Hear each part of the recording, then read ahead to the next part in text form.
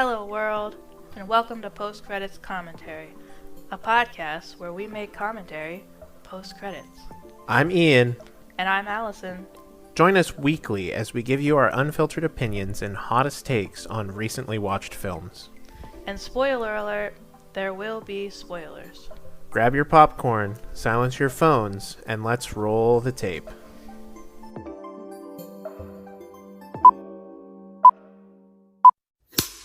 Welcome back, everybody, to Post Credits Commentary, Episode 3. Today, we're going to do something a little bit different and not talk about a movie, but we're going to talk about a TV show. The TV show we're going to be talking about is Andor.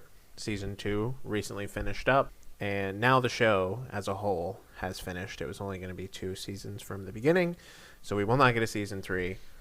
Andor is a Star Wars project following the character Cassian Andor, first introduced in Rogue One, and ultimately tells the story of the birth of the rebellion. Characters like Mon Mothma return to Andor Season 1 and Season 2, as well as Cassian, and K2SO appears in Season 2 as well. So before we jump into Season 2 and the show as a whole, let's quickly recap Season 1. What did you think of Season 1?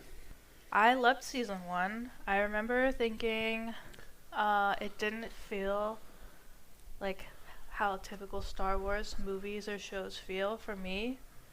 And so I was really excited going into Season 2.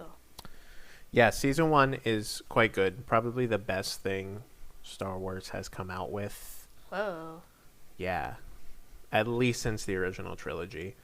And I'm a weird fan of the sequel trilogy, so I don't take that lightly. But Andor Season 1 is really good. I like the sort of use of arcs to tell their story, little 3-episode arcs that do continue into Season 2. But with Season 1 being as good as it was, Season 2 had some pretty big shoes to fill, and I wasn't concerned because it is the same team overall, with maybe a couple extra different directors, maybe a couple different writers, but I believe the main writer was still the same across both seasons.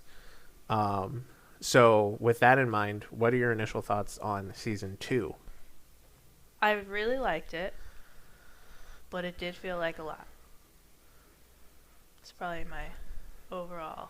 Your overall? Yeah. It just feels like a lot. Yes. We'll go into that, I'm assuming. Yes. All right.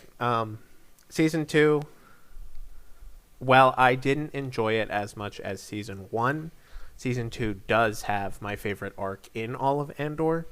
So it's like a weird middle ground for me, and that it wasn't as good as Season 1, but the moments where it was good, as good as Season 1, was better than Season 1 in my opinion. So at the end of the day, I guess I can say Season 1 was great, Season 2 was quite good, but the show as a whole is excellent. So I fully agree with that. yeah. So jumping in, let's talk about the storyline characters. For the TV show, we're going to do the same sort of setup that we do with movies. So we'll talk about the plot, the storyline, the characters, sound, music, theme, standout moments, and then give it a final rating. Let's jump back to the storyline characters. Again, there will be spoilers. So for the storyline, first off, I love that it's giving us this sort of political thriller type of aspect. I don't know if I just like that in general, and that's why I like it so much, or if I like it, like, I know it's like the basis of all of Star Wars, sort of, like this whole Empire versus Rebels thing. Yep. But I think this show specifically goes into like the build-up of all of that. And going back to what you said about the time jumps, not the 3-episode sectioning. In the first season, did it skip time as much as it did in this season? No. Okay, I didn't think it did. And I'm thinking that that's why it feels like a lot. Because every 3 episode arc is a lot because it's been like a year since the previous one. So like there's always Hmm. action, action, action, action. Right. Whereas I don't feel like the first season was like that. Hmm. The first season, if I remember correctly, was broken up more by location than it Mm. was Mhm. by time. We had, Aldani as our first place, I believe, and then Ferrex? Ferrex was the last location, but also the first. They like kind of ruined the three Mhm. episode arc thing because I think the Narkina 9 Mm. arc was actually like 5 episodes or something like that. But yeah, it's more location based than it is time based because it's showing that rebellion existed all over the world. And Mhm. as this season is more about how long it's taking for the rebellion, or how quickly, depending on how you look at it, uh, Mhm. to get organized and ready to go. I know a lot of people, when talking about storyline, a lot of people don't like the first arc. I'm one of those people of Of season season 2. 2. Yeah. Where he's just kind of stuck on what's later revealed to be Yavin 4. He's stuck on that for like 2 episodes, and it is a little annoying to watch, but that serves a larger purpose to later show the next time he comes back to Yavin 4. Dang, we Mhm. now have actual working together organization rather than just like guerrilla warfare or whatever it was the first time through. Yeah, I would agree with that. The first arc I also didn't care for as much, but I also think it's something that Star Wars does a lot. Um, Especially with The Mandalorian, where it's like there's the main story, but then it's just like, oh, a little side quest. Mm-hmm. Do we really care about it? I don't know.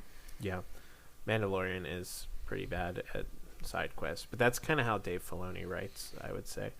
But that's what this first arc felt like to me, just kind of a little side quest. Mm-hmm. But I guess it does establish, like where Cassian is at, and like the missions he's sort of starting to go on. Mm-hmm. I would argue that the first arc is very much Mon Mothma's arc Mm. and not so much Cassian's arc. Mhm. I remember talking to a friend afterwards, and they were like, "The show's called Andor, right? Like, where's Andor?" Because Andor is not the main focus of the first arc. It's for sure Mon Mothma, and we'll get there with characters. But the first arc exists. It's there. Would I be in a hurry to watch it again? Probably not. But it is what it is. I will say one thing. I think Andor serves to kind of build up to the third episode of those arcs. Mhm. And I did like the third episode. It's the best of the three. A little bit of controversy, honestly, but as for me, I don't have a problem with how they depicted the Empire in that third and final episode, without jumping totally into specifics. Someone I saw on the internet said it great. Like, Darth Vader murdered children for the rise of the Empire, like, and women. Mhm. Like, he doesn't care. So I personally feel like they're gonna do whatever they want to get order, and they're gonna take whatever they want. So I don't, I don't really care if you don't think it doesn't belong in Star Wars. They chose to include it, and I think it works with how they're establishing the Empire. Mhm. So that third episode, I think, was the best. Yeah, I would agree. Yeah. So then we move on to the second arc, which is a year later, which is it's about the rise of the Empire on Gorman and Cyril's purpose in that, in a way. Mhm. Yeah, this is definitely more building to his involvement and the group of rebels that Cassian ends up saying he doesn't really trust them. They're not ready. But then Luthen's like, no, let him go. Mm-hmm. And then he should have listened to Cassian. Yep. So again, this just kind of serves to show that there's little rebellions everywhere that aren't yet totally part of the full rebellion. This arc, which I will talk about later in themes, starts this idea that I desperately want to talk about when it comes to Andor season 2. But the idea is first introduced in this final episode of this arc, where we lose Cinta and like that moment. But I will save that for when we get down to themes. I feel like this arc also kind of forgettable a bit. We have Dedra and Cyril being in a relationship, which was wild and unexpected. Yeah, but also not surprising, honestly. Yeah. What's Mon up to this arc? So, in the first episode of this arc, Mothma unsuccessfully attempts to rally support to kill the renewal of the bill. Yeah. She's doing politics things. She's politicking in this arc, but it's not really the focus on her. The other weird thing that happens in this arc is Bix is a drug addict. Yeah, I'm gonna be totally honest. I mean, I guess this is also the character section, but I was not impressed with Bix this season. Is that a hot take? Oh, we're gonna disagree. But that's okay. This arc ends. Again, the third episode of the arc is, in my opinion, the best of it. It serves as a nice payoff to everything that was built in this arc. But it ends so strangely because there's very little build up to Bix's finale for that arc. Yes. Where it just kind of like happens and you as a viewer are like, oh, okay. Like, where'd that come from? If you rewatch it, you learn that like Lonnie gets that information and then passes it down to Luthen, and then Luthen visits her and tells her. But like real time, it's just a very weird thing that they decided to go that route. It kind of just felt like to me that they were like trying to kill a loose end or something. I mean, and I feel like real life they were. No. Maybe they didn't need to. I mean, it's a big character moment because I think Bix needed that to be fully on board with the rebellion. You know, she kind of is quote unquote lost in the sauce. She's kind of is there. Yeah, and I guess that's maybe why I feel like she wasn't doing much, because she was just kind of dealing with her PTSD. I don't know. I mean, what did she do in the first season? I mean, that's not much. That's true. She's way better in season 1.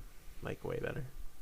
But next, we get to the better arcs. The third arc, which is the best arc of the entire show, in my opinion. Episode 7, Episode 8, and Episode 9. Episode 7, once again, it serves as build-up, but it's really good build-up. It's building a lot of tension.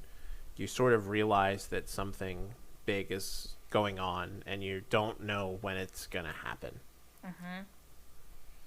The other thing about Episode 7, that's maybe a little bit of a downside, is that once again, because of the year time jump, you as the viewer have to like quickly reassimilate to how the world is now. And there's scenes where like Cyril is like trying to talk to the Resistance members, but they're like really pissed at him. And one could be like, what happened there? But I mean, I'm sure he just gave info to people that he shouldn't have given info to. But this is the first time I think Cassian really like has a full arc to himself, I would say. These 3 episodes. But it all builds to Episode 8. And Episode 8 is one of the best episodes of Star Wars television I think we've ever gotten. It is so heartbreaking, so tragic, Mhm. and from an artistic standpoint, I think so well done. The tension building is insane. Yeah, it is a massacre. Also, I feel like there was a lost arc with Cyril. How so? Because I feel like, first off, I've always hated Cyril. Okay? I hate him. Wow. Because I feel like the entire time he's just like, trying to be all imperial and gotta do what's right. But then I feel like as he's undercover, sort of, with the rebels, I almost feel like he's starting to see their side. And then in this episode 8, I feel like it finally clicks for him what is happening, only for him to then just die. Mm-hmm. And I was like, I feel like he could have had an arc. He did have an arc. He did, but I feel like it could have not ended. Mm-hmm. I think it wouldn't have made sense in the world of Andor That's true, but for him to survive. But I was also like, because like even though he had that realization, he still, as soon as he saw Andor, was like, oh my god, the guy that I've been searching for all this time. So much obsession over someone who doesn't even know who he is. But like even in that moment, it was like still like, oh, I gotta get him, not he's actually on the right side. Mm-hmm.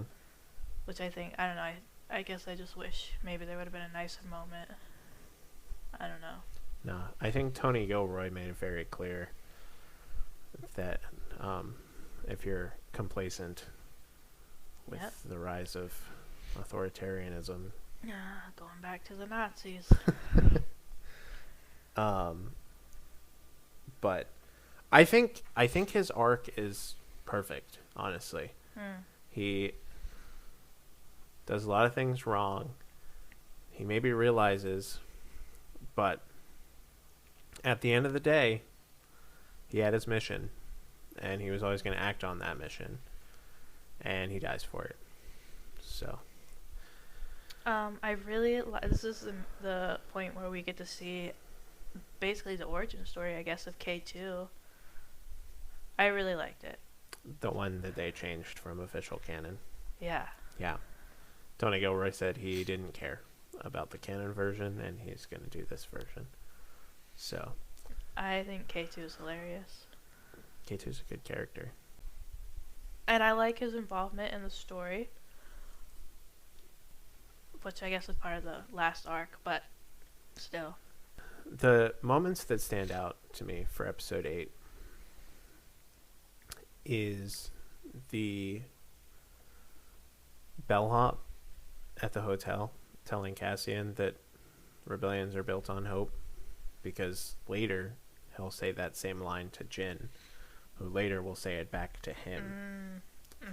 So it's like a whole full circle moment. Yeah.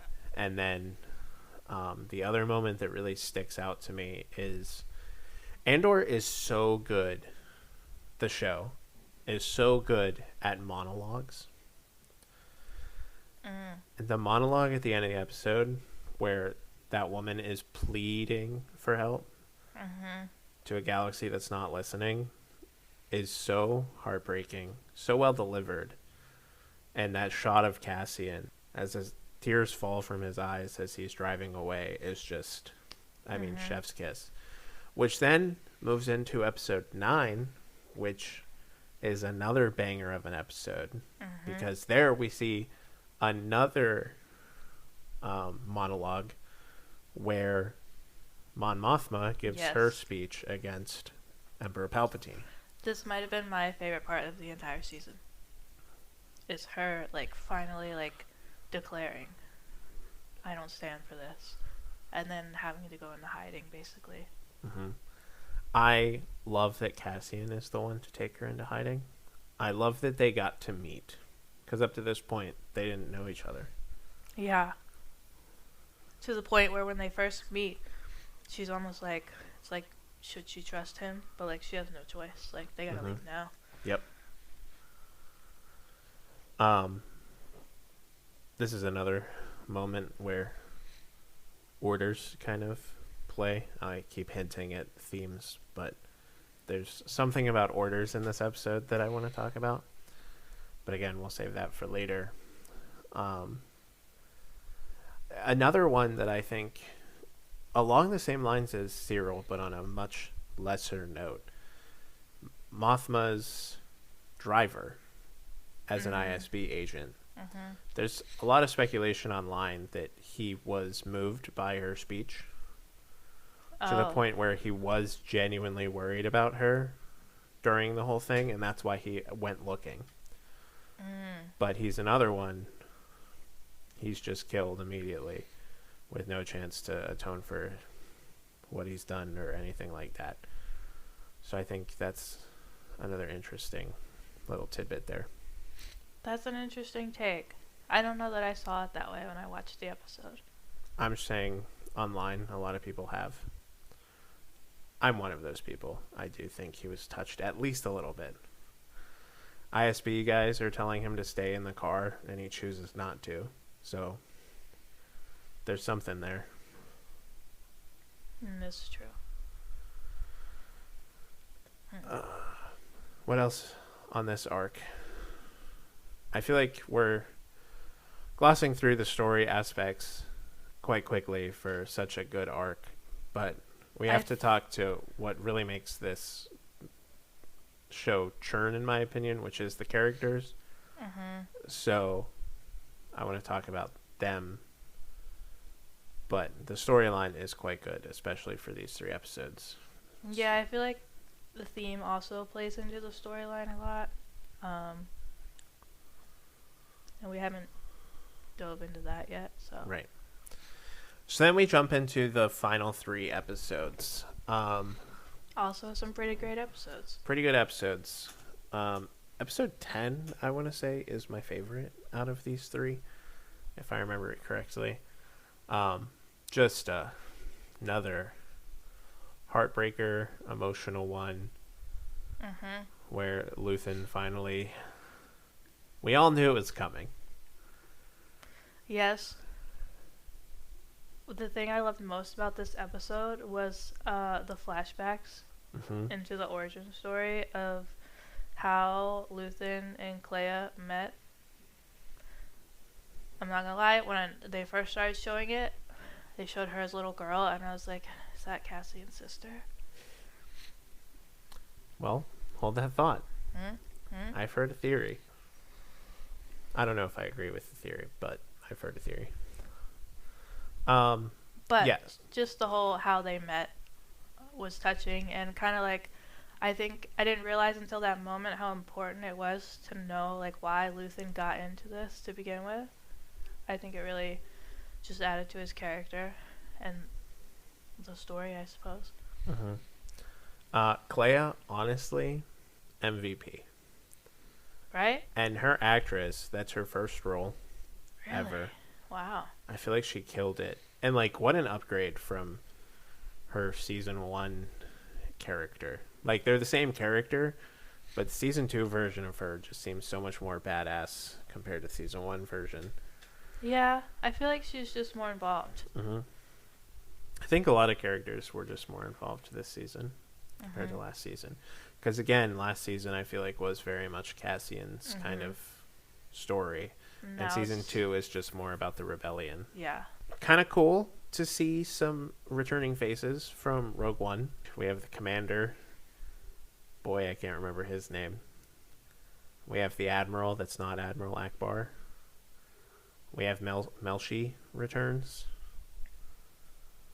He's actually returning from earlier in the season 2, or the series as well. He's on Narkina 9. And then we finally get K2. Yes. K2. The MVP, maybe. I like when he goes and kills all those people. Oh my god. You know what I really like, actually? When he uses that one commander as a human shield. Uh-huh. Yeah, that was crazy. That was almost too smart. For a droid. bulletproof droid, by the way. Until he's not. But I just like his attitude. It's just like, I don't care. I'm just gonna go do this thing. Yep. Yeah. this might be a biased opinion because I just watched it, but he might be my favorite, like, droid. Out of all of Star Wars? Like I said, it's biased. He's currently my favorite droid. Very, very fair. Something I found interesting about this arc is it's in Rogue One too, but the Rebellion Council's kind of hesitant to like actually do anything.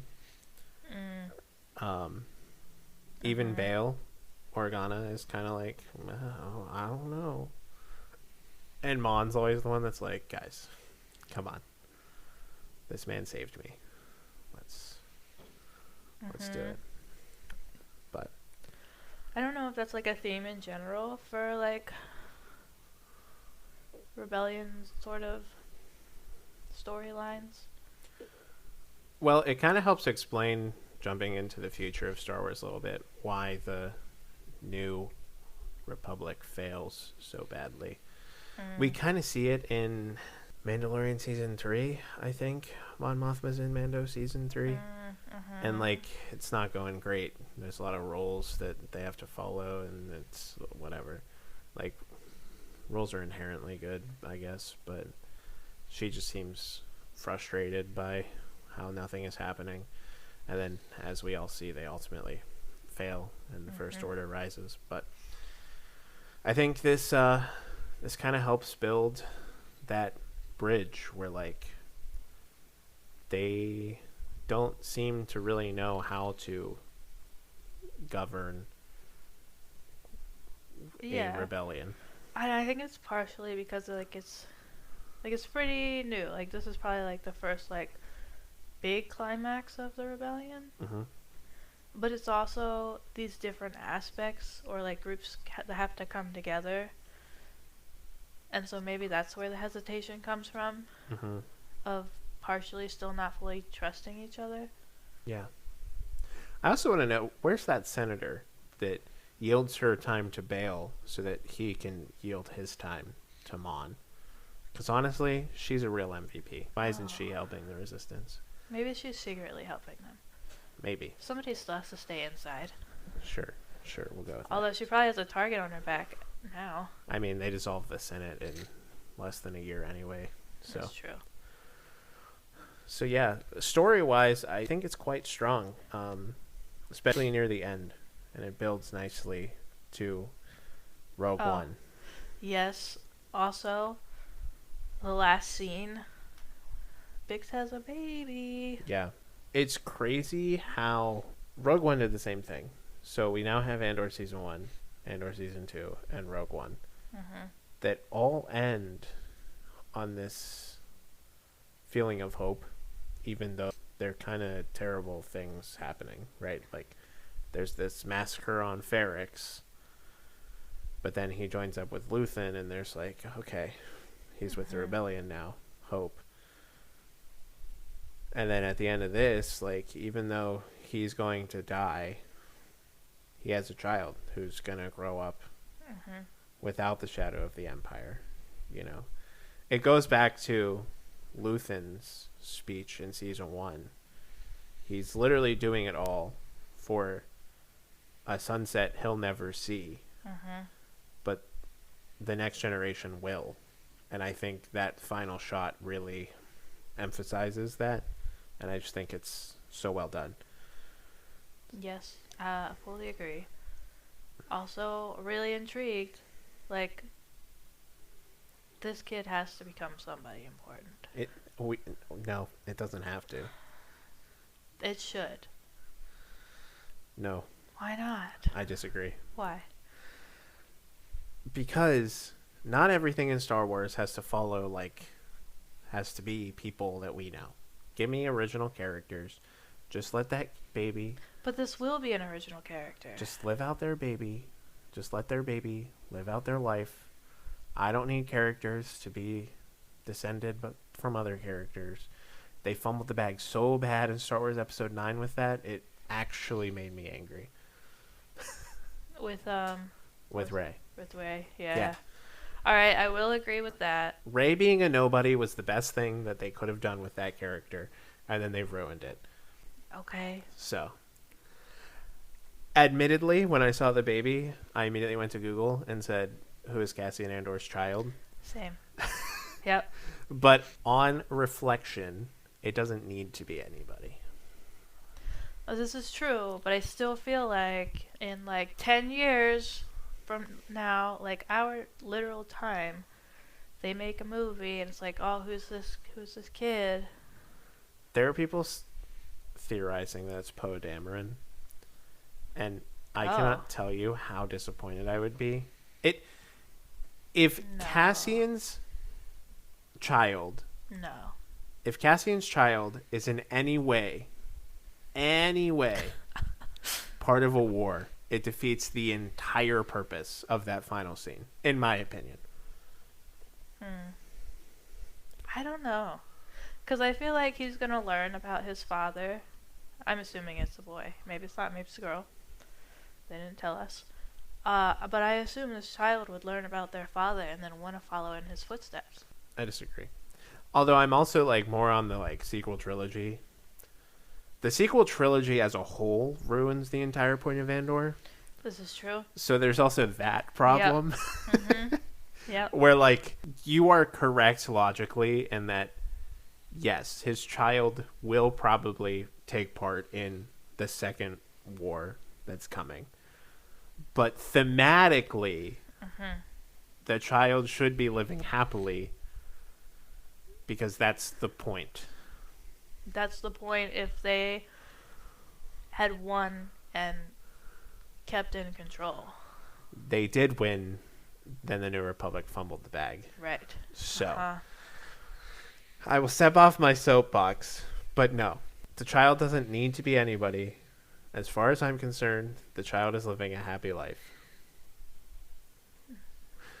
What if the new Star Wars Starfighter movie stars Cassian's child? Would you be on board then? No, probably not. I'd hate it. But I think it's cool, admittedly. If it ends up being somebody, I don't think it's anybody we've met already. That would be a crazy case of retconning, which, like, we've done before. We just ignored K2SO's origin story in this one.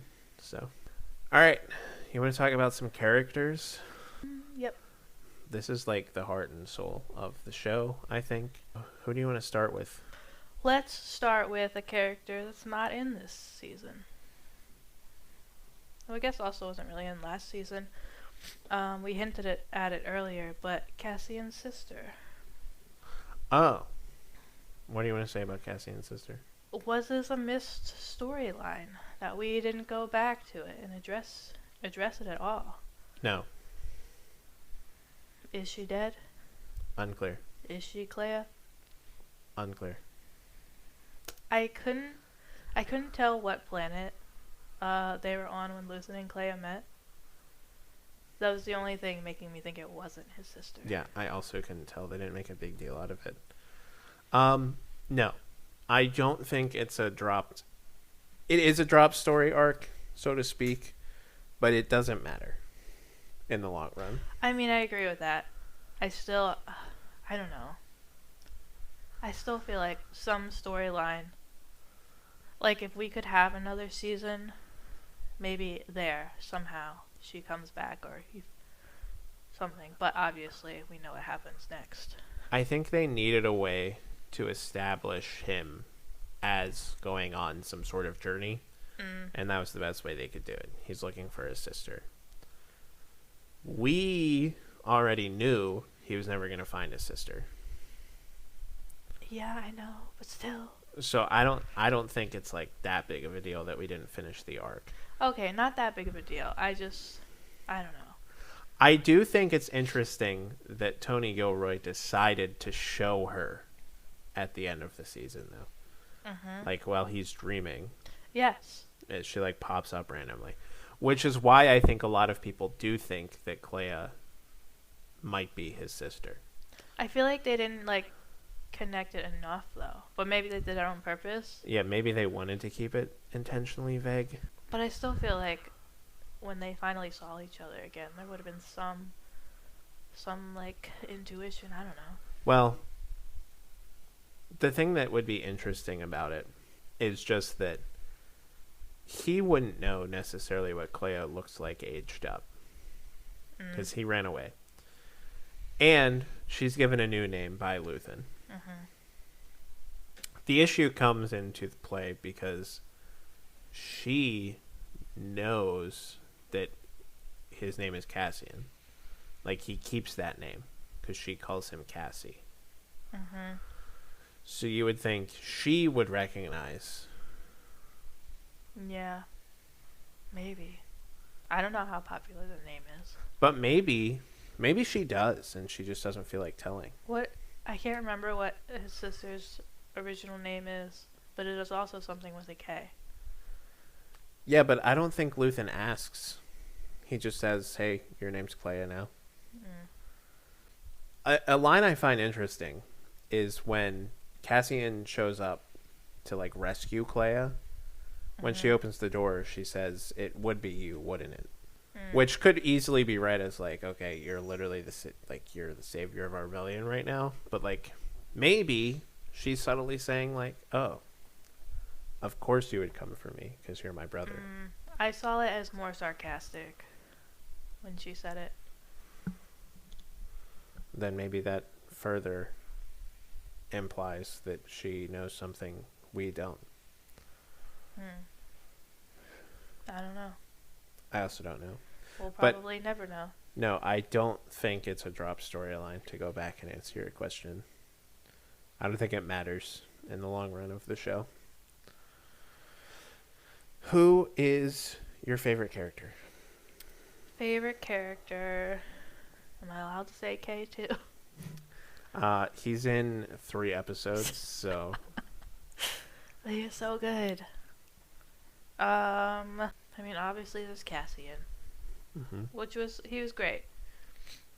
I do feel like we've kind of said it already, but the second season definitely was not like a focus on him, but like he's so great.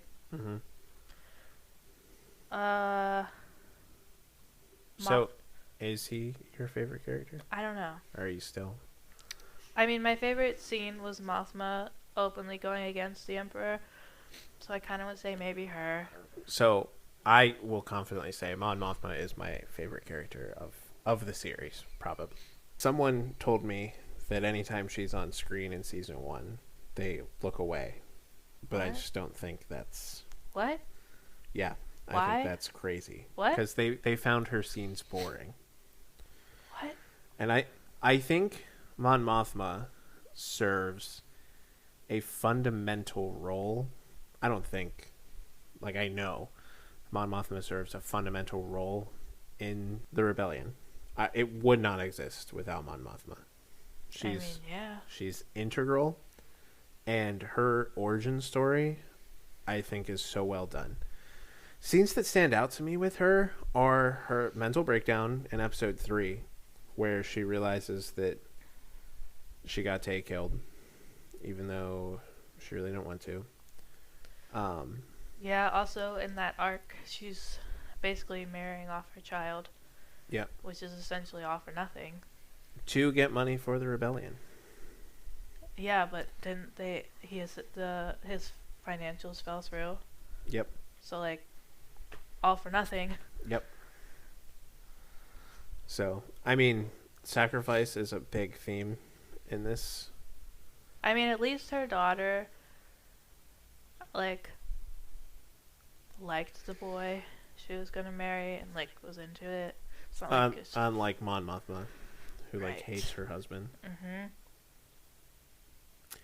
But I think everything she does fully captivated me. Anytime she was on screen, I got excited.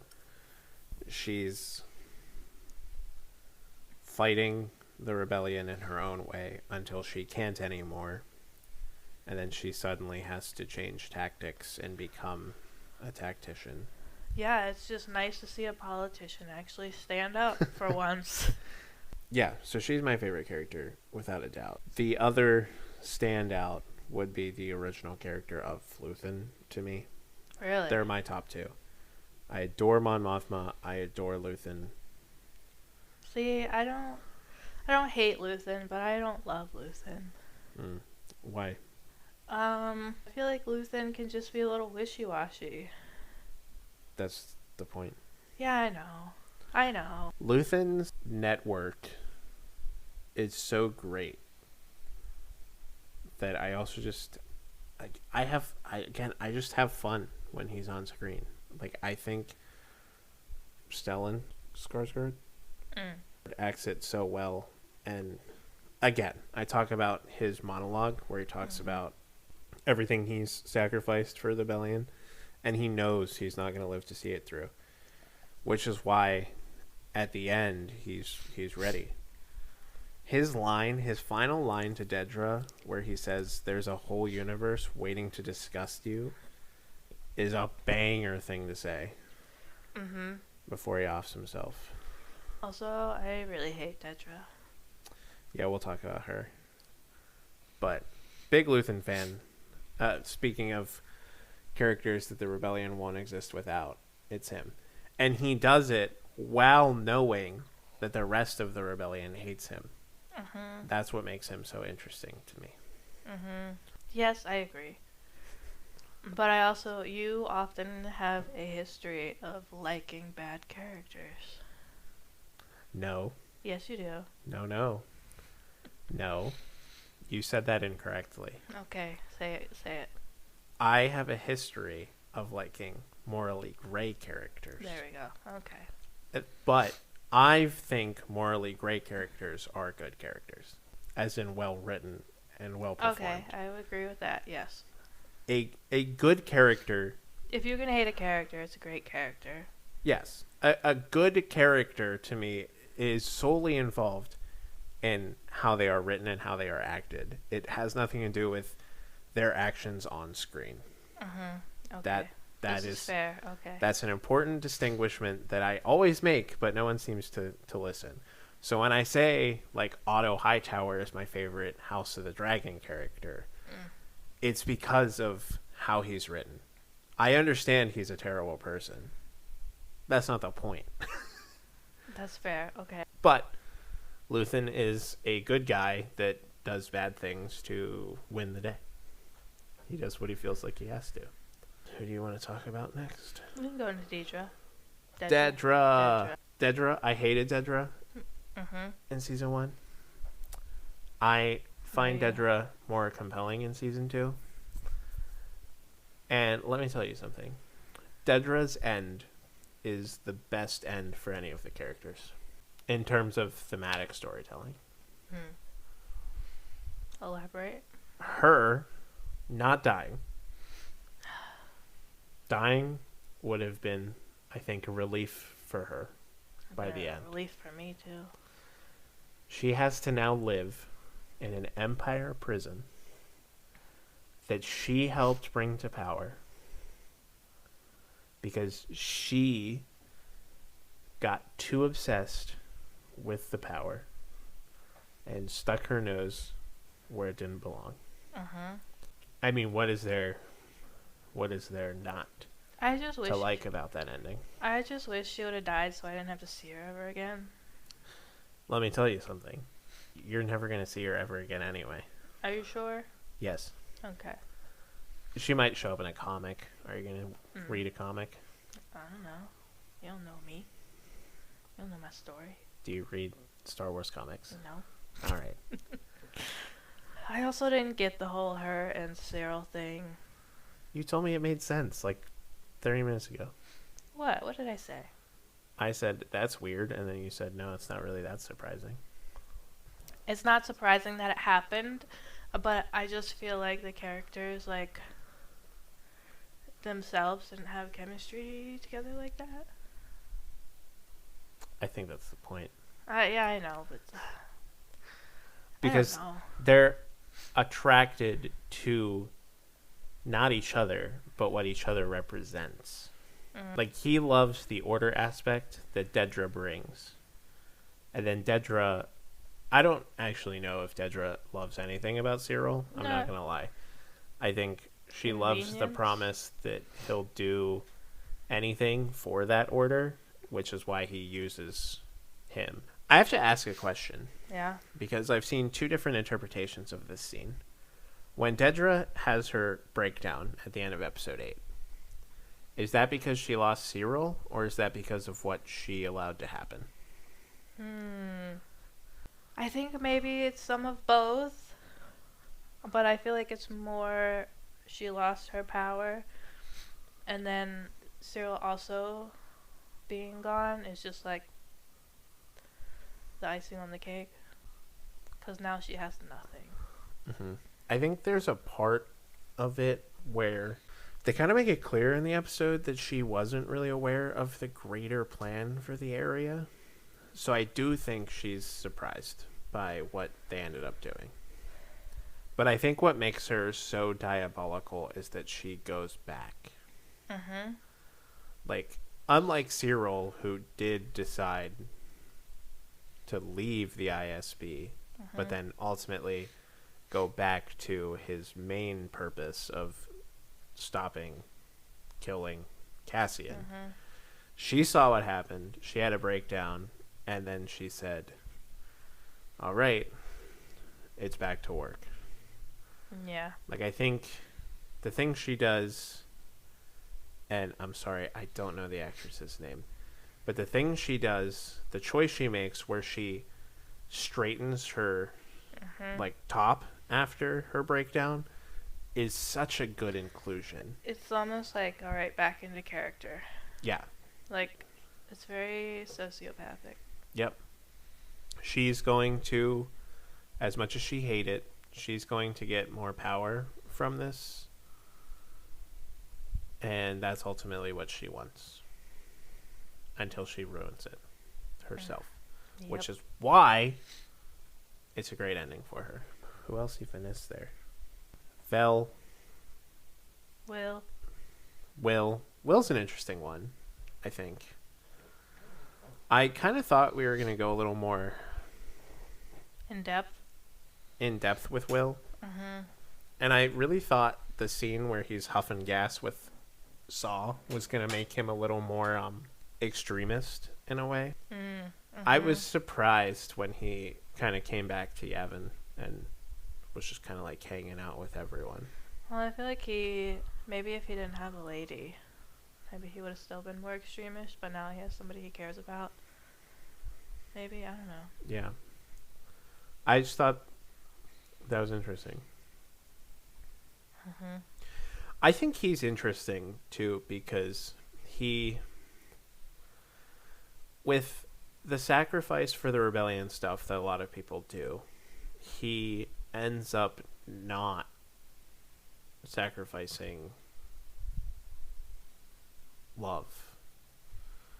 Which is interesting because when you look at like Cassian's main trio of him, Will, and then Bix, Bix does decide to sacrifice love for the rebellion because she believes in it. But he views it from the other side, where maybe it is Saw's influence, where Saw's like, you don't have to listen to Luthen. You can do what you want. Where he decides, because of the rebellion, I have to stay and I have to fight for love. And that's why he stays behind on Gorman. This is true. And yeah. Cassian kind of understands that because he wants to go back with Bix. So Will is kind of Cassian's mirror, so to speak. Because Will has what Cassian has once we reach the Gorman arc. Will stays behind to be with her. Cassian goes back to be with Bix. Will is drawn back because he's injured. Although it's kind of implied they're still fighting. So he's fighting in the rebellion with her. But Cassian wants to leave the rebellion with Bix. Yeah. But then ultimately, both stay. Will has his girl, but Cassian loses Bix. So they're a mirror in a way. I did think we were going to get a little more extremist after he huffed all that gas, because that's a crazy, crazy scene. I guess we can touch on Saw a little bit too, where he's Saw Gerrera. Yeah. He's like the same in everything, but I think this goes into theming a lot, but it's something I've been thinking about a fair amount recently. But like, so the main rebellion on Yavin 4 doesn't like Saw, and they don't like Luthen. But all three are fighting for the same rebellion. Saw serves a purpose to kind of... He's an extremist, right? And they're trying to be like... Saw is not technically a good guy. But I think the show is trying to serve a purpose and say that people fight rebellions in different ways. And there is a way that's too far. And that's Saw Gerrera's team. Even though he has, like, he does have, he gets good info. But, like, ultimately, that's still too far. And even everyone believes that, right? And, yeah, they don't like Luthen. But, again, Luthen is not as far as Saw. And Luthen is still integral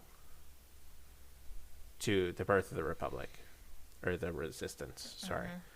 And Andor believes in him, and Vel sort of believes in him, and Mon kind of even believes in him. But they still don't like him. Different people fight the same rebellion in different ways. And I think you have to have respect for that while still maintaining your own... what you believe your morals to be, but you have to respect other people's morals. Because Luthen knows that he knows he's not going to Yavin. He knows they hate him. Clea knows that they hate him. But at the end of the day, they're receptive of her.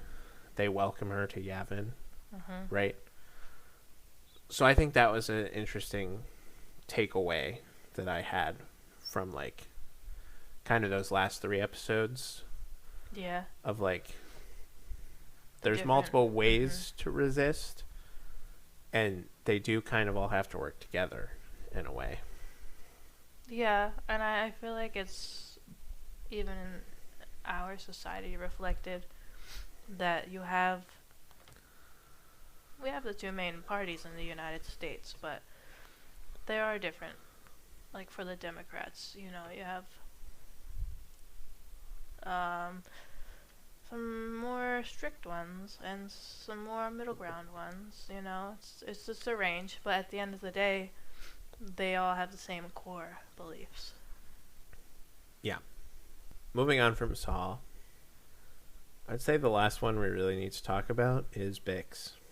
Bix. Which she made a bonkers statement about Bix not being... I feel like she just didn't provide as much as she did in season 1. Season 1, she was literally, like, on her deathbed for most of it. Well, that's true. I don't know. I guess for, like, the beginning, her whole story is just like she has this PTSD. She starts taking some drugs to deal with it. And then ultimately kills her attacker. And then also speaks to, like, I don't know what it's called. The person that basically tells her that Cassian's a huge part of the rebellion. A Force healer. Yes. And so then she makes the decision to sacrifice their relationship so that he can do this great thing for the rebellion. Although she probably doesn't realize it means he's going to die, but... Which she doesn't, because she says in her note that they'll meet up again. Mm-hmm. Another great monologue. God. So everything you just listed is why I love her in this season. Like, her arc is crazy good this season. Really? I just think it seems quick and convenient. I disagree. It's not quick. It takes place over the course of Right, 3 it years. feels quick because of the time jump. But it's, I don't know, it's just very, I don't know, predictable maybe is the answer. You think her leaving Cassian was predictable? As soon as she spoke to that person, yeah. That's absolutely insane. If you were to tell me in episode 1, if you were to ask me in episode 1 what would happen to Bix this season, I would have confidently said that she died. Well, that's true. But I think that would have had the same result. The only difference would be that we wouldn't have gotten that hopeful end scene. I don't know if it would have. I guess it would depend on how she died. Like, if it was because of... I genuinely believe that if she died, Cassian would have left for good. Even no matter who killed her. Yes. If it was the Emperor himself. Yes. I don't know, I think he would have been fueled by it. I disagree. Enraged. I personally disagree. I don't know. She is the reason that Cassian does what he does in Rogue One. That's true. She is not only integral to the Resistance because he's integral to the Resistance. He's integral to him as a character.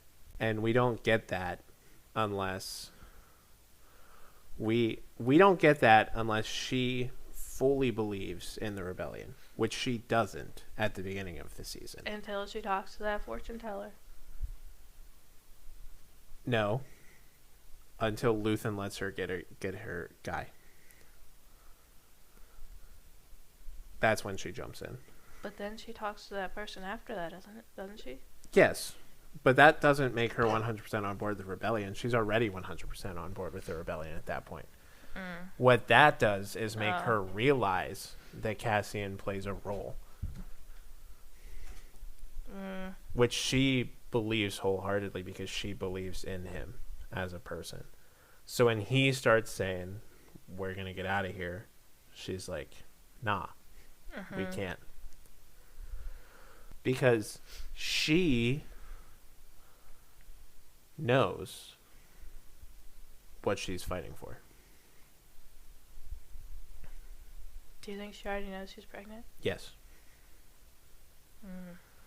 I have to know. I have to think, because if she doesn't already know that she's pregnant, there's maybe some questionable timeline things that happen. Oh. Since it has been a year time jump. Yeah. That makes sense. Okay. Again, it goes back to this idea that the end of season 2 is hopeful and that they don't ruin it with the sequel trilogy. But, yes, she does it not only for Cassian, not only for herself, but for her eventual family that's coming, in my opinion.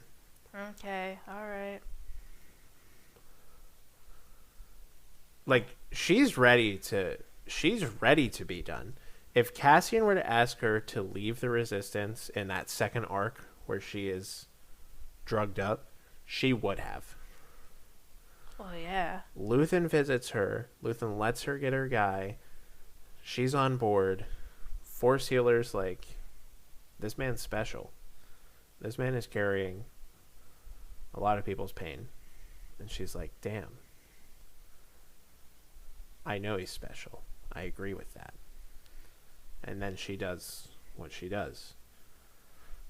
Okay, I see what you're saying. She's one of those characters where I feel like herself, like everything she does for herself or that happens to her feels convenient. But I do agree that her sole purpose is for Cassian's purpose. Everything that happens to her is convenient? Like, okay. Like her getting her brain fried by yelling children is convenient? She gets taken by that guy in season 1. Obviously, that was terrible. And she has PTSD about it. What do people with PTSD do? They do drugs. Could have predicted that one. Like, I don't know, maybe not convenient, but predictable. And then, oh, she's this drug addict now. Let's get her out of that. How do we get her out of that? Let's let her go kill the guy that got her into this. Alright, now, what's gonna happen now? She's fixed. Convenient. Predictable. Like, nothing about it made me go, oh my god. I don't know. Except her leaving at the end. Maybe not her leaving, but the child part. I think that's interesting. It's a crazy take. And then IMO. she talks to these future seers or whatever, and they're like, he's gonna be the key to the rebellion or whatever. And she's like, oh my god, of course, I must make sure he stays in the rebellion. Obviously, predictable. I think you're reading her too basic. I really think you are. She doesn't believe the Force Healer because the Force Healer said it. She believes the Force Healer because she believes it herself. But, like, the Force Healer still had to say it. I don't think she did. Like, you don't She think... argued with Cassian before they even went to see the Force Healer about how he should stay. Would she have also stayed with him then? I think she was arguing that they were both going to stay. I think when Vel comes and talks to her about how Cassian is a leader and they need a leader on the rebellion, and then mixed with the Force Healer saying the same thing and her personal belief of who Cassian is, that's when she realized, well, no, actually, scratch that. She doesn't decide to leave until Cassian comes back after his mission and says, all right, we're done. Like, we're leaving. It's not until after Gorman, and it's not until after the senator, when he returns home, says, I've seen enough, I gotta go. And she's like, you can't. But she makes that decision right then and there. You can see the moment. And then she leaves that night. Yeah, okay. You're also glossing over one thing. She doesn't do drugs because of her PTSD. She does drugs because of her PTSD plus what happens to her on that planet. Okay, yes. I do agree with that. But it's still, both of those things, trauma. I understand. I just need you to... She has a lot of trauma. Both of those things, very traumatic. I think they do the same effect of her going towards drugs. So just to clarify, at the end of episode 3, the credits rolled, and your first thought was Bix is going to be doing drugs next episode. No, but once we see her, it's like not surprising. I also didn't think it was surprising, but I don't think they're trying to surprise you with that. I don't think that's the point. Okay, alright. I just feel like nothing about her storyline was surprising to me. I don't know if all storylines need to be surprising. This is true, but for you to love it so much, and for me to not, I think it's just because, I don't know. So then, again, I jump back to, who's your favorite character? Might be Mothma. What about her arc to you is surprising? Mothma's arc? Mm-hmm. I didn't know that she was going to stand up to the entire, call out Palpatine himself. Don't know your Star Wars lore. No, I don't. So. Watch Rebels. Is that the Actually, watch all the Star Wars, but... Is that the cartoon? That's one of them, yeah. I haven't seen the cartoons. I've seen everything else. You gotta get into the cartoons. That episode of Andor goes right into an episode of Rebels. Fun fact. Is Andor in Rebels? No. No, they don't interact with Cassie and Andor, ever. Missed opportunity. Um, Okay, let me ask you this. So when the Gorman massacre occurred, mhm. and then Mon Mothma spoke out against it, you weren't like, oh yeah, that makes sense. That's in character for her. I mean, yes, it made sense.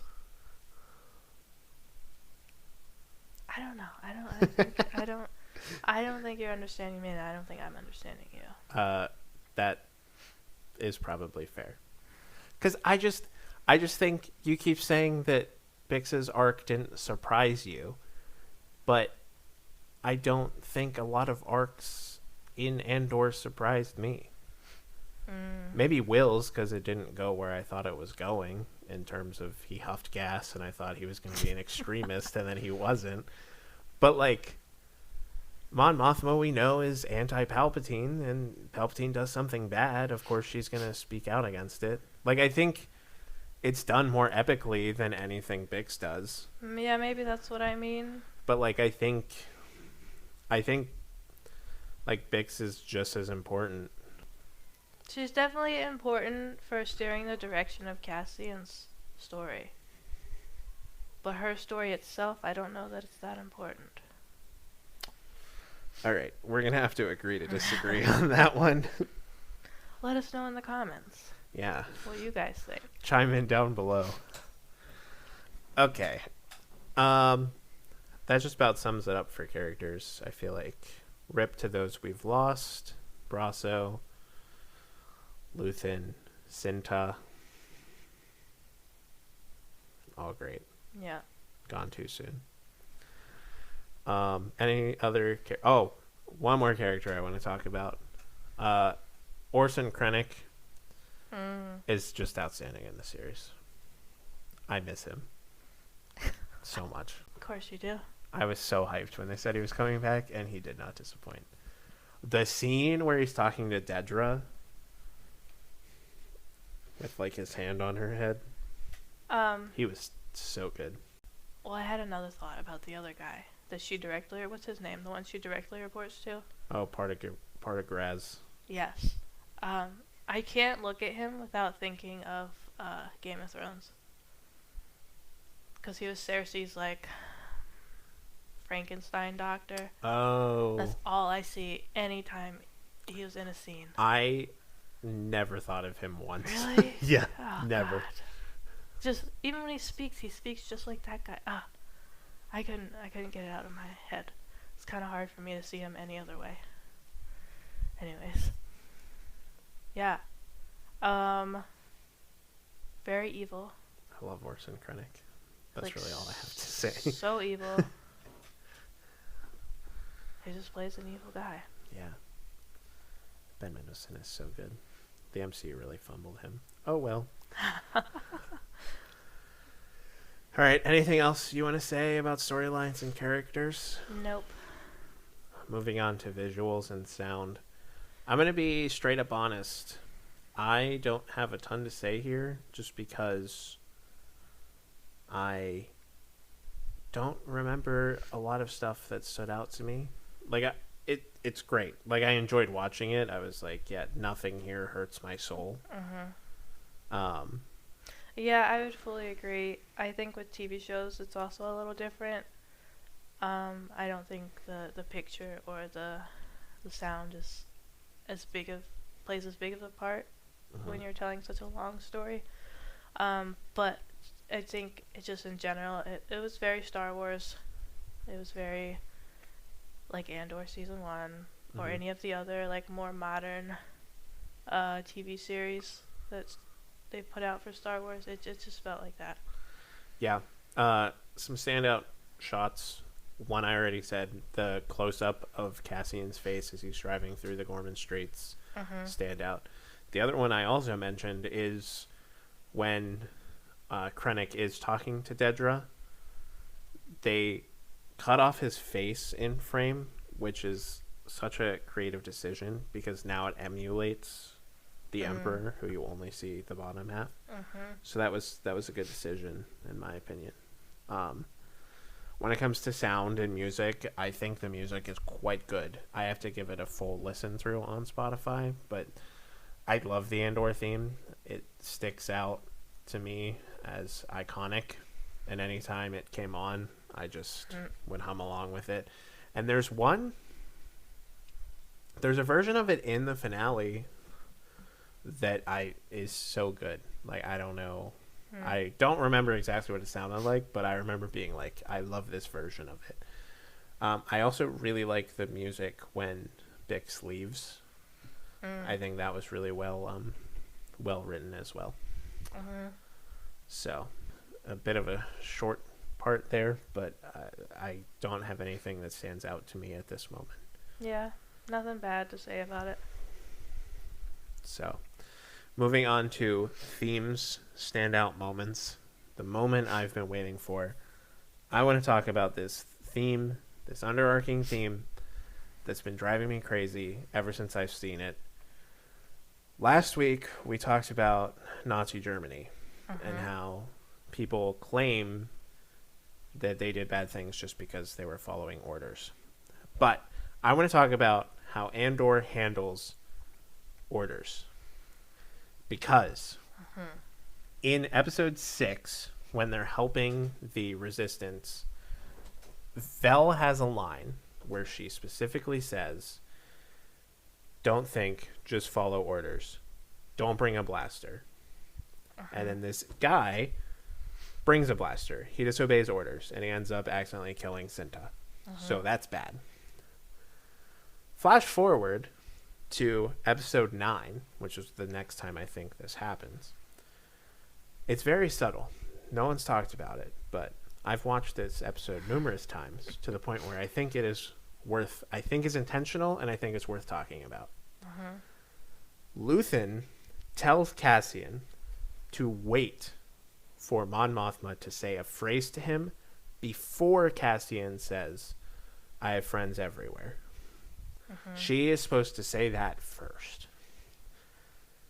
But when they're escaping, she never says it. She never says the phrase. He breaks protocol and says, "I have friends everywhere," without her saying it. And I think it's huge because he hears her speech. And I think her speech moves him in such a way that he realizes she needs to leave alive. She needs to be escorted. She thinks she has a chance, but she doesn't. Because if Luthen is right, she's dead. Because at that point, I think Mon has already decided she's going with Bail Organa's people. She leaves there with the full intention of leaving with Bail's people. She looks at him. He says, "Hey." She's like, "I already gave my statement." Never says the code word. He says it with unprompted, which then causes her, you see it. She's like, "Oh."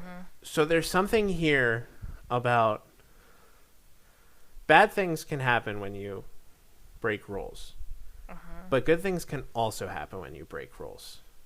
It's not imperative to always follow the rules. Because sometimes good things happen. Sometimes bad things happen too. Dedra is taken down because she ignores protocols.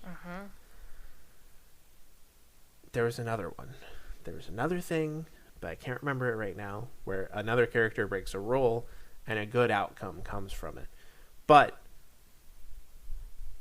I think when we think about rules, especially in war, when it comes to who you are, if something doesn't seem right or you're moved by something, but the protocol says otherwise, do what you think is right.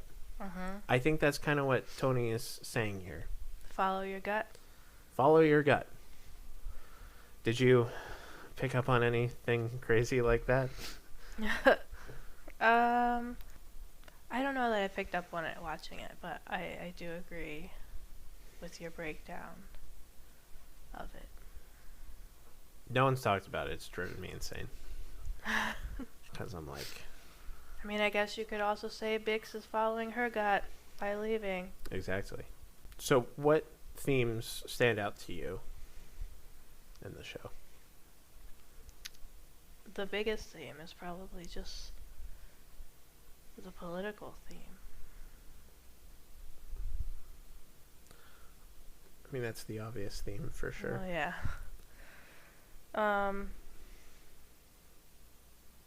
And just like the massacre scene specifically, and how they purposefully sent out these soldiers or police that were specifically like not well trained, kind of new to the situation, because they knew they would overreact. Yep.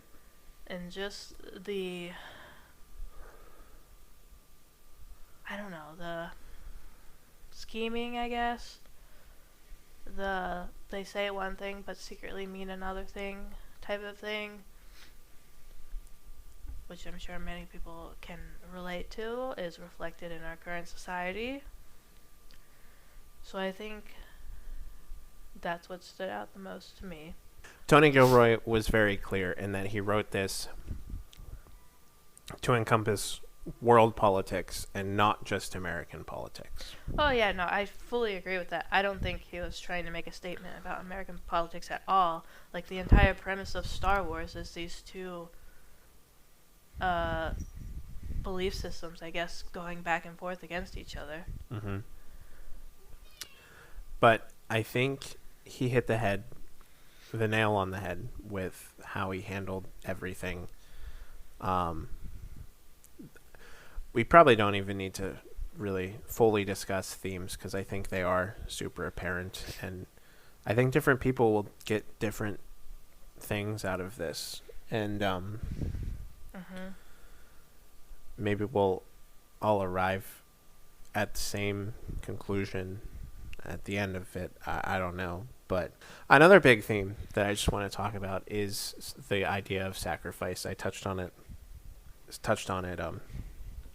a bit here, but with Will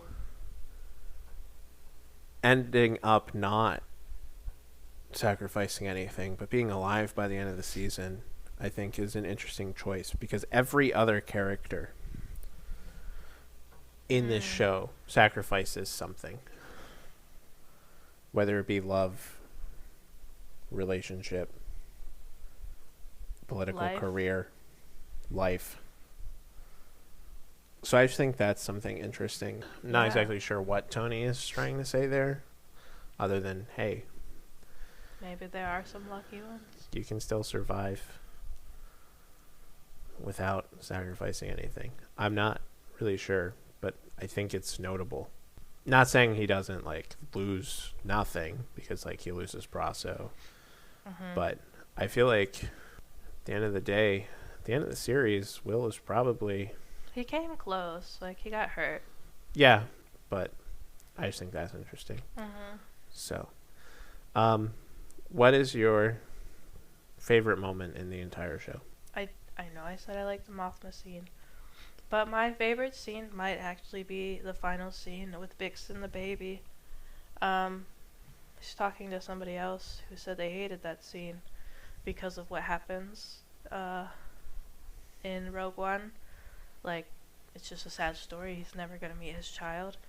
But I think the scene just ended the series on such hope, even though we all know what's going to happen. And I think that's kind of sums up what the entire Rebel Alliance is trying to do, which is bring hope. It's important to note that the last song on the Rogue One soundtrack is called Hope as well. Because Rogue One also ends with that feeling of hope. I think it is a great way to end the series, because it does promises that all of the sacrifice that these characters made isn't in vain. Mhm. Like, there is a future for that child. Mhm. And I'm with you. I definitely think it's a great scene. I will be slightly boring, though, and say that my favorite sequence is the Mon Mothma speech. Ah. Yeah. I mean, yeah, it was a great one. I knew it was coming, and I was so excited to finally hear the speech that prompted her leaving. Mhm. And honestly, it really didn't disappoint. I think, again, a lot of what she said rings true in today's day and age as well. So, And even when she was like you could tell her speech was starting to take the turn where she was gonna like specifically call out Palpatine, and then because of how the was it the Congress or the Senate? the Senate. The Senate. How it looks, then they show you in the background the rest of the members just being outraged, and it just felt very much like our Congress. Mm-hmm. Yep. So, that was probably my favorite part. But the Gorman massacre stands out as probably probably the most like I don't want to say heartbreaking scene, but like intense. emotionally raw scene, Yeah. I would say. Like, I can't call it my favorite because of how I felt the whole time, Mhm. but it stands out as But like for it to be able to make you feel that way means it was a good scene. yeah. It's done really well. So, all right, moving on to our final ratings. Let's do 2. Let's do one for season 2, and let's do one for the entire series. Oh. I know we didn't really discuss the entire series or season 1 at all, but since we know this is the end of the Andor show, let's give it 2 ratings. Okay, which one first? Season 2 first. Season 2, I'm giving it 4 stars. I'm also giving it 4 stars. What? I would probably we don't have to do it, but I would probably give season 1 like a 4.5, maybe close to a 5. Yeah, I would agree. And season 2, I think it's well done. I just didn't enjoy it as much as I enjoyed season 1. The last 6 episodes I do think are better than the first 6 episodes. And 7, 8, and 9 I think is the best arc in the whole series. But as a standalone season, it's good, not exceptional. The first 6 episodes really bring it down for me, so I'm gonna go with 4. Yeah, I would agree with that. My main thing for a 4 rating is because I don't know, the yearly time jumps just made it all seem very fast. But I do have a caveat to that, in that if they had added anything more in, it would have felt too side questy. So maybe it was needed. I don't know. But I do agree, second half of the season was much better than the first half. First half was maybe a little world building, which is weird considering it's the second season. Yeah. I mean, they have to set up the...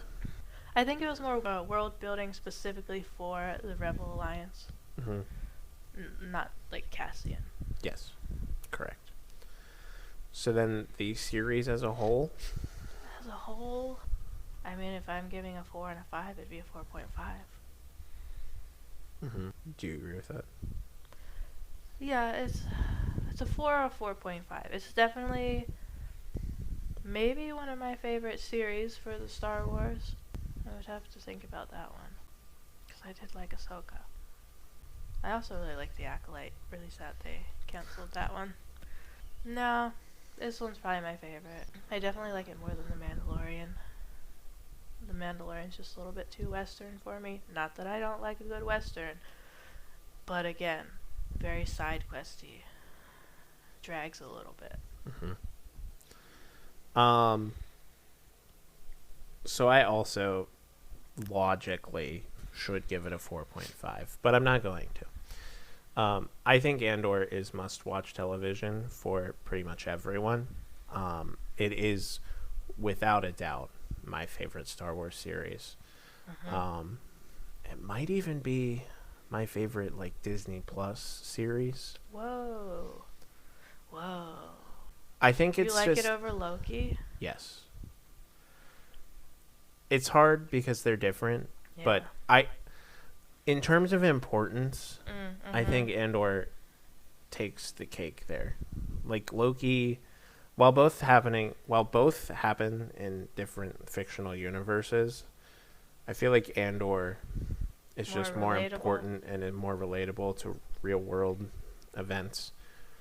And because of that, I have to give Andor, the series as a whole, 5 out of 5 What? stars. Wow. Yeah. I mean, Nice. it's definitely not perfect, but I think it's pretty near. It's pretty near perfect. So, yeah, 5 stars for me. 4.5 for you. Yeah.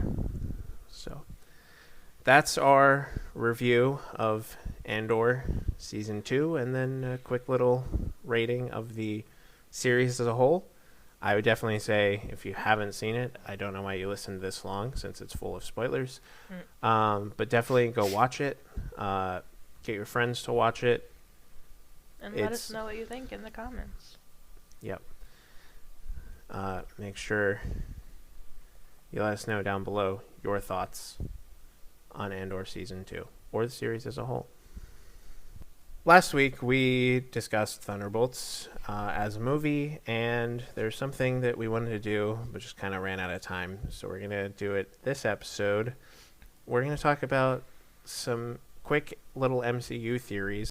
If you skipped the Thunderbolts episode because of spoilers, fair warning, this will have spoilers for most of the MCU up to this point, including Thunderbolts, and then potential leak spoilers for Fantastic Four and Avengers Doomsday, and maybe Avengers Secret Wars. If it's something plot related, we will try not to discuss it, but it will be theory building for the future of the MCU. And to clarify, nothing that we say is set in stone.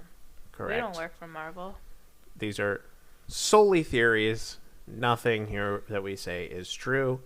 If it does so happen to be true, it's purely coincidental and not a spoiler. Please don't sue us, Marvel. So let's talk about the future of the MCU. I think when it comes to the future of the MCU, the most important thing from Thunderbolts, which of course is the most recent Marvel movie, is the post-credit scene. It jumps us into the future about 14 months. Not about 14 months exactly. Very specific. And we're kind of establishing some world building already. So there's the new Avengers, but then there's also Captain America's Avengers. And there seems to be some sort of naming dispute going on between them. And then we get a ship from outer space that ends up being a Fantastic Four ship of some sort. So what does this all mean? I have a theory. I was wondering if you have any theories before I go into mine. No, let's just jump into your theory All right. first. Here's my theory. Okay. And again, this is jumping into a little bit of Fantastic Four stuff. If you watch the trailers, this won't be too much of a surprise. If you don't, maybe slight spoiler warning. I believe that the Fantastic Four is not on this ship that has entered the Earth atmosphere. What I do think is on the ship, though, is the child from the trailer. Oh. You think it's just a baby? This is like my whack job theory of Fantastic Four. Let me tell you why. A, they're going to pull like this Krypton thing where the world is dying and they're going to get someone off that they think they can save. B, Franklin Richards is extremely smart, and they'd be Depending on the age of where Franklin's at the end of the movie. That's important. Oh, yeah. Because if he's a genius, they're going to send him away knowing that he's going to be able to come back at some point. 3. We are returning, supposedly. Leaks have stated that Doomsday is using some Fantastic Four sets. So, are we returning to Fantastic Four realm? Are we starting in Fantastic Four realm? I think a lot of people seem to be suggesting that the end of Thunderbolts, in a way, spoils Fantastic Four. But I do not think that's the case based on leaked photos and stuff like that. I feel like I already know the premise of Fantastic Four, and I'm not sure if it's because I read something, like, if it was something that was leaked or if it was just a theory. Mm-hmm. But basically, the Fantastic Four doesn't live on the MCU Earth. It's like I don't know if it's like a multiverse thing or just somewhere else that looks exactly like Earth. And they essentially become like not gods for that Earth, but like gods for that Earth. How the people look to them. And at some point Galactus comes. I'm not sure what he's gonna do or like why, but he's gonna destroy that Earth. And so the Fantastic Four realizes they need help and cue the ship arriving into our Earth, the MCU Earth. Yep. The other thing that I think is maybe puts a little bit of a dagger into my story is that they have come out since the post-credit scene, and they've stated that post-credit scene was filmed during Doomsday filming. Mm-hmm.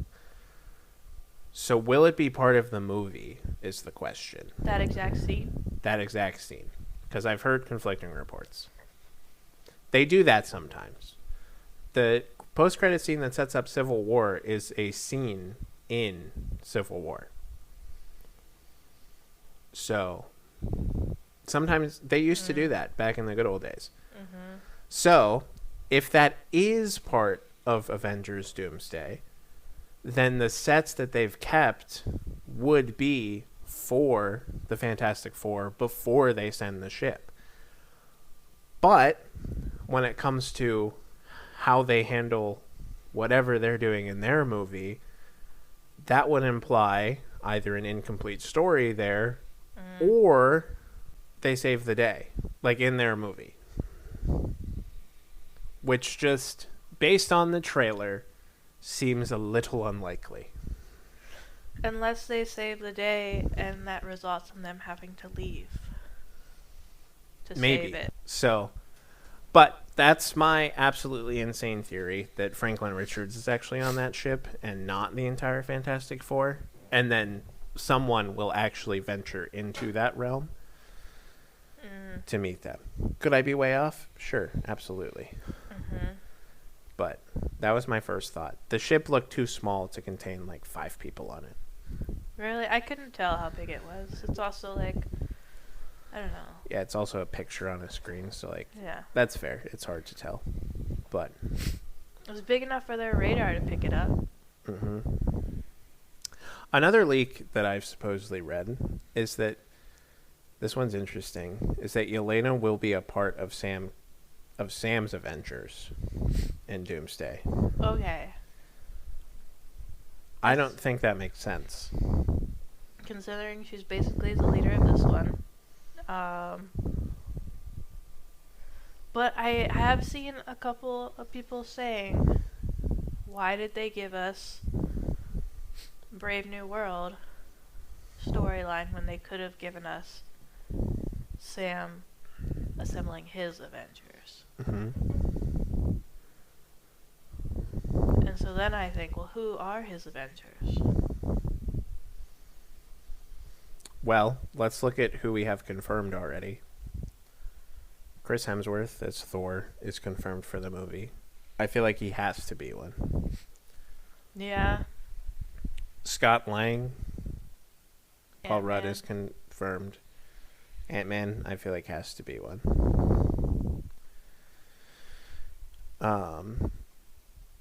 Simu Liu, Shang-Chi. Oh yeah. I bet he will be an addition because I don't really know where else he would pop up. It's important to note, last we saw him was in San Francisco, which is also the last place we saw Paul Rudd or Scott Lang. Yeah, that would make sense. So maybe we travel to San Francisco. I don't know. I have to also assume that the Wakanda members will also be a part of it. Shuri. Yeah. M'Baku. Yep. I don't know if Namor would be part of it, though. I think he might be. I don't know if he would be interested in that, but we'll see. Maybe Shuri convinces him to join or something. I don't know. But unless I'm missing someone crazy, I feel like that's most of the Avengers cast. Danny Ramirez as Falcon Obviously. will return. That would be, obvious. And then I think everyone else is either part of the Fantastic Four, the Thunderbolts, or the X-Men. So we have 4 groups in this movie in Doomsday. So I wonder how they're all going to come together. they're all going to come together. Yeah, I don't know. But then it also brings up the question of who won't be in Doomsday. And I think it's going to be some characters from specifically Marvel TV series. Daredevil. I don't think he's going to be there. Maybe he'll show up in Secret Wars, but for Doomsday, I don't think he's going to be there. Agatha all along. I don't think anybody... I shouldn't say anybody, because I would like to see Wanda. I know she's not in Agatha, but it's basically a show off of that. But especially with Marvel deciding to focus more on quality over quantity, and specifically saying that they want fans to be able to watch their series and their movies without having to see everything. I think Doomsday may be the first one where they're okay, we know we have all these characters, but we're not going to have to put all of them in. The only thing I would caution with that, though, is just that the script was written before they made that announcement. So just keep that in mind. I think you're right. I don't think Young Avengers will be in this movie as much as I would love them to be, but that's a whole nother fifth team that we'd have to include. Yeah, and I feel like the Young Avengers isn't established at all yet. Have we had any reference to that official name? Where? Well, no official name to no one has actually said hey, we're the Young Avengers, but Miss Marvel is assembling a team. But that's the only time it's in the Marvels. She speaks to Kate. She's like, hey, let's join it, let's do a team. And then she's like, did you know Scott Lang has a daughter? So we know Cassie's going to be a part of it. But in terms of how we get Joe Locke's Billy onto the Young Avengers based on where he's at right now, it's not happening before Doomsday. Yeah, I almost wonder, maybe not even happening in Secret Wars, but maybe the end of Secret Wars sets something up for their future. It is interesting when we think about, you've seen the leaked in quotes, Doomsday concept art. So apparently some fan snuck onto the set, and a lot of it does seem very. There's like a medieval camp that people are pointing at that Hulk one, and they're saying like this is the same. So there seems to be a lot of online growing consensus that those concept art leaks might be real. And if that happens, now we're in interesting territory because the Young Avengers are in concept art. Maybe. Is it specifically for Doomsday, not Secret Wars? Well, so when I saw it, I assumed it was Secret Wars art, but people said it was leaked Doomsday art. But like, I kind of feel like Doomsday leads into Secret Wars. Oh, it 100% will. Like, it's basically like a part 1 and a part 2. Well, it's going to be a Doomsday, and then maybe a part 1 and a part 2. Oh, I see. I've heard, again, not confirming anything, but I've heard that they're splitting Secret Wars into 2 movies. Well, if they are going to have so many characters in it.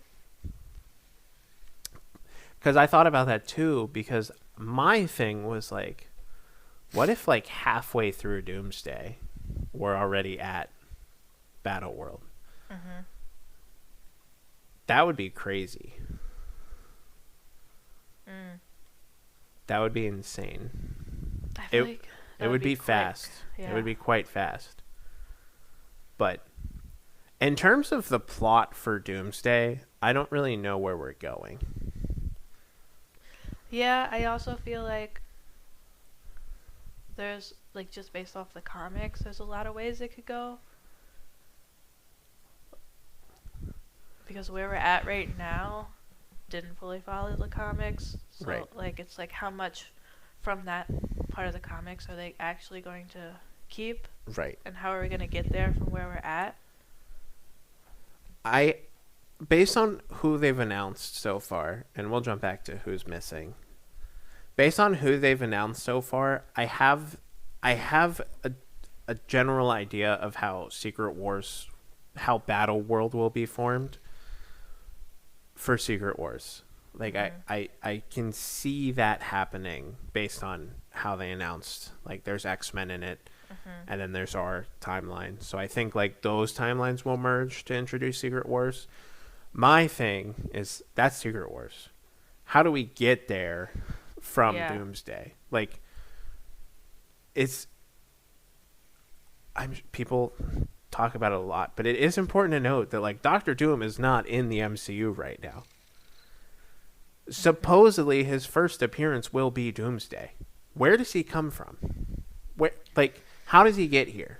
Maybe that'll be our Fantastic Four end credits. Are we going to see him in Fantastic Four? I'd be shocked if we didn't. But again, like, one random post-credit scene, unless Marvel starts doing this, like, thing where post-credit scenes are, like, long now. No. Yeah. Because I think that would be cool. But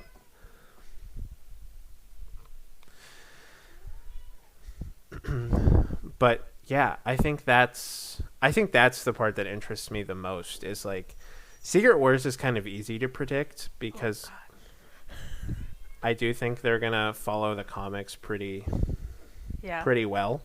It's Doomsday that, like, I think I'm more excited for because I don't know what to expect. But that's saying a lot coming from you. I know. Jumping back to who's not in Doomsday, I think you nailed it. I don't think Charlie Cox as Daredevil will be in it. Although, interestingly enough, when he canceled from Fan Expo this weekend because his shooting schedule changed, everyone was like, so he is in Doomsday. And that just makes me laugh. I'll cut that part out.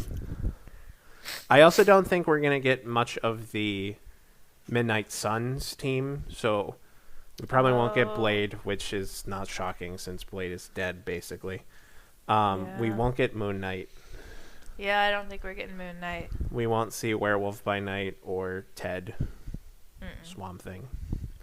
And then I agree with you, none of the witches.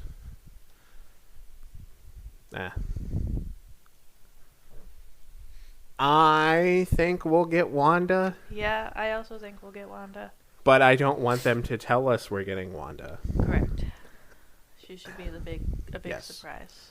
There's a lot of people online like screaming, like just announce her. No, don't do that. That would like ruin the whole surprise. They gotta keep something a secret, something to shock the fans, make them happy. I know. I'm still not over that they like revealed that X-Men cast. Could you imagine going in there blind and then all of a sudden the X-Men are there? Like, I was thinking, going back to Secret Wars, I'm gonna be so mad if they announce the X-Men and they're literally at the end for like 5 seconds just to introduce into Secret Wars. Like, I need at least some substance. I think they'll have a bit of a substantial role. I think we're going to follow both sides of the incursion as it's happening, is what I think is going to happen. Okay. Here's my question about characters who aren't in it. Will any of the Marvels be in this movie? Solely because I think the universe that Monica is currently stuck in will probably end up being that X-Men universe that's colliding with us. I don't think the characters in this X-Men universe are like the X-Men Fox movie characters. Correct. I think they're variants from another realm. I agree. Or another timeline. Probably the timeline Monica is in. I feel like that would make the most sense. That would make a lot of sense, especially considering that Fox's Professor X has died like 5 times already. That's very true. So, definitely not him. But then that's a weird thing not to include in the chair announcements, because that would make sense to me. What do you mean? They didn't include Monica Rambeau. Oh, I see. Like, I feel like that's a given. I feel like we're gonna get more chair announcements. I bet they do it at Comic-Con In the fall? in July. July. Yeah, San Diego. San Comic-Con. Diego. Oh, okay. Yeah, probably. We're still unsure about Spider-Man. I've heard they're trying to finalize a deal. I heard they want him in it. I don't know how that makes sense, because his movie is 2 months after. Correct, but his movie's before Secret Wars. Right. So I feel like if he is in it, I feel like he's not going to play like a huge role.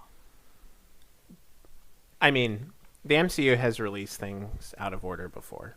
That's true, yeah. So, Specifically Spider-Man movies, I think, as well. I mean, Ant-Man and the Wasp was after Yeah, that's true. Infinity War. So, like, could it be possible that... I feel like it would just be weird.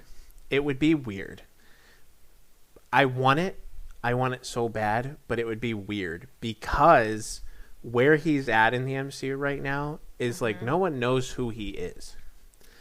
So we're going to have him in a team-up movie with people. But then he's going to have... Does Doctor Strange still remember who he is? No. Nobody. Not a soul. Himself. I could see maybe a comedic scene where somebody's like, "Who are you?"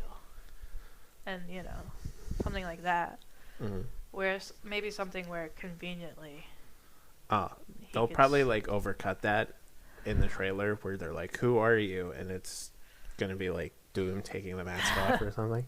But that's another thing, is I feel like it would be a missed opportunity to not have a Robert Downey Jr. and Tom Holland team together. Agreed.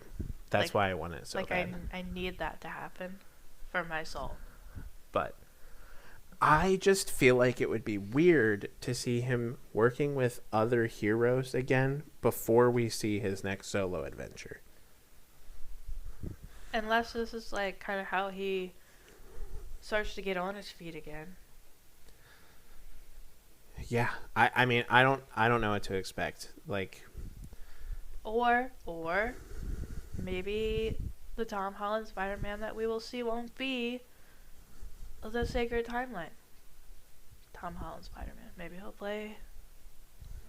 That would be terrible, actually. I'd hate that. I think something that'll be interesting is when they do trailers for that Spider-Man movie. Because if that Spider-Man movie takes place, obviously, after Doomsday, you can't show it too early. You know what I mean? Yeah. But if it's before, then you're fine. Or it could be, like, severely edited. Like, I think we'll have more of an idea when that trailer drops. Whenever that is. Because is it possible that Spider-Man 4 takes place on Battleworld? Sure. Again, it would be weird, but it's possible. A theory I saw that I actually kind of enjoyed, or someone told it to me, was like Spider-Man 4 seems like a normal movie. This relies on the idea that he's not in Doomsday. Okay. Although it could work if he is in Doomsday, but we'll get back to that. The idea is that Spider-Man 4 feels like a normal movie. Like he's swinging through New York, he's stopping bad guys. But at the end, it's kind of revealed that that version of New York is part of Battleworld. And so the idea behind that is that he doesn't realize that, like, the world was destroyed. I don't know how you do that with an incursion, but, like, that's for them to figure out. But in the comic Secret Wars, like, all the heroes kind of have, like, a memory wipe situation. So it's very possible that he could be in Doomsday still. At the end, if the incursion happens, Doom brings Battleworld together, wipes everyone's minds to, like, kind of, like, serve him. And then Spider-Man just is doing his thing and then realizes, oh, dang. I'm not in New York. Like, and that would be kind of cool. Yeah, that would definitely lead into... Or, like, that's the post-credit scene or something. Yeah. Like, the whole thing is normal, and then the post-credit scene reveals that would be a pretty big mind blow. It's in Battleworld. Like, I have to think that its release after Doomsday, no matter what happens during the main movie, the post-credit scene has to tie into Secret Wars or Doomsday. Very similar to how Ant-Man and the Wasp, that post-credit scene was everyone being dusted. Like, that was a great post-credit scene. Everyone thought they were safe.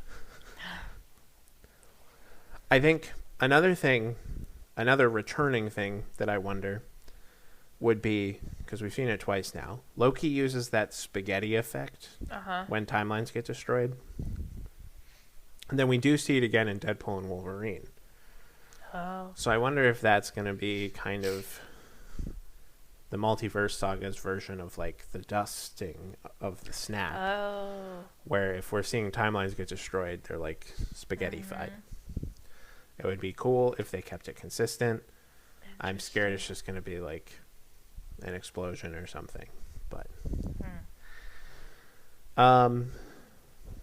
who else is maybe not in it? I mean, I feel like there's some obvious ones that will be in it, but they haven't been announced. Doctor Strange, Chris Evans. Who else? The Hawk. If Bruce Banner is in it, then I can almost guarantee Jennifer Walters is as well. I feel like Mark Ruffalo and Tatiana Maslany would be a good duo to have in the movie. If they do one, they'll do the other. In my opinion, I think they're a dual deal. Guardians of the Galaxy. I feel like I would be surprised if they're in it. Yeah. They're probably probably one of the bigger groups that I could see not being in Doomsday, but I think they'll be there for Secret Wars. With the exception of Chris Pratt. Mm. Star-Lord's on Earth, Mm-hmm. so I just feel like chances are high that we'll see him again. But yes, I do agree that all of everyone comes back for Secret Wars, Yes. because I think by that point it doesn't even matter. It doesn't matter where anyone is in the MCU, because you can have variant versions. Mm-hmm. So it doesn't matter if we aren't introduced to like Speed yet. Billy's brother, Yeah. he could just be in it. I can almost guarantee we're gonna recast Black Panther in Secret Wars, and that'll just be Black Panther from this point on. Like, I don't think Black Panther 3 follows Shuri. Really? We're gonna have like a new T'Challa. Mm-hmm. What I think happens in Secret Wars is that we're gonna meet like an aged up version of T'Challa's child that they also named T'Challa. I was gonna say, I thought he was going to be the next one. And then they're gonna bring him in, and they're just gonna continue to call him T'Challa so that it's not super confusing. And then that'll just be Black Panther from that point out. I also tend to believe that like X-Men are gonna be introduced after Secret Wars. Like, Secret Wars is going to be, It's gonna blow the doors open. it's just gonna be it's not gonna be different. The MCU is going to be different. That is the word I wanted to use. After Secret Wars, we're gonna have probably new versions of characters. Mm-hmm. Like, would I be surprised if Iron Man came back? No. I can't remember if it was a leak or something, but I read something that said Robert Downey Jr. will be playing Iron Man in Doomsday. I also heard that. We'll see. Is it a flashback? I don't know. Yeah. If it's not, then it kind of relies again that there's a multiverse something going on in Doomsday. I almost wonder if like Doctor Doom has a scene where he travels different multiverses. Because I do think he has a scene where he does something with the Council of Kangs.